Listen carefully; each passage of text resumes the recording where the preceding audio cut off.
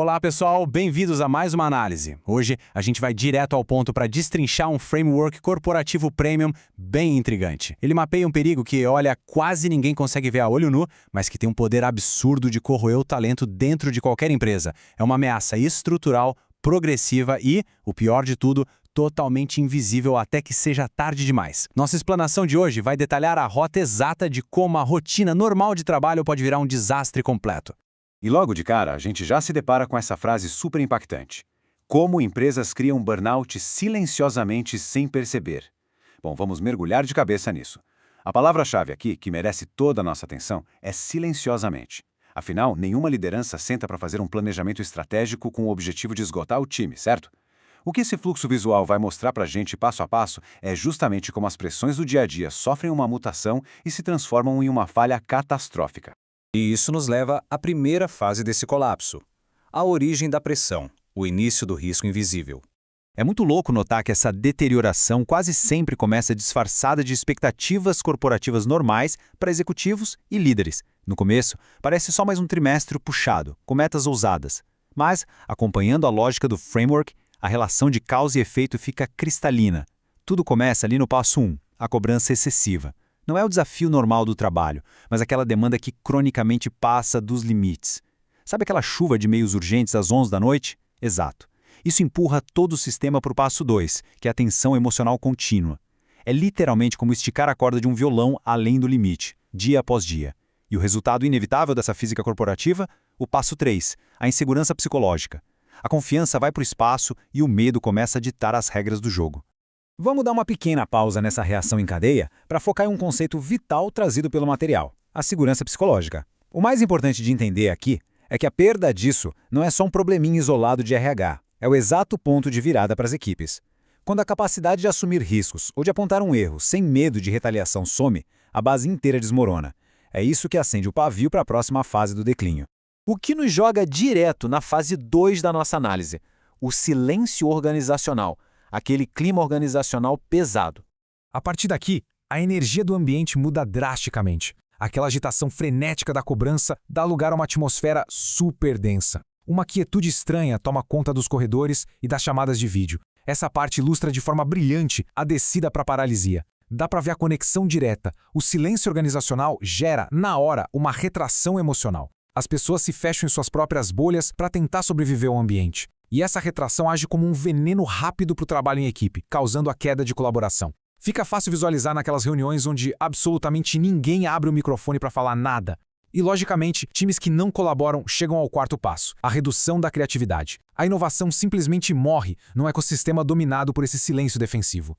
E aqui tem uma armadilha gigante onde muita gente cai. Na superfície, a gente nota os sintomas visíveis, as reuniões silenciosas e o clima pesado. Para um olhar menos atento, a falta de debate pode até parecer que a equipe está super focada ou mega organizada, né? Mas, olhando para as raízes invisíveis, a realidade nua e crua aparece. Uma sensação de tensão contínua que dá para cortar com uma faca e uma insegurança psicológica absurda. Essa quietude toda não significa paz de jeito nenhum. É o reflexo direto de times exaustos, onde aquele embate saudável de ideias já não vale mais a pena.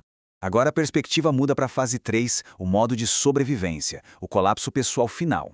Vamos avançar e ver como isso ganha proporções maiores.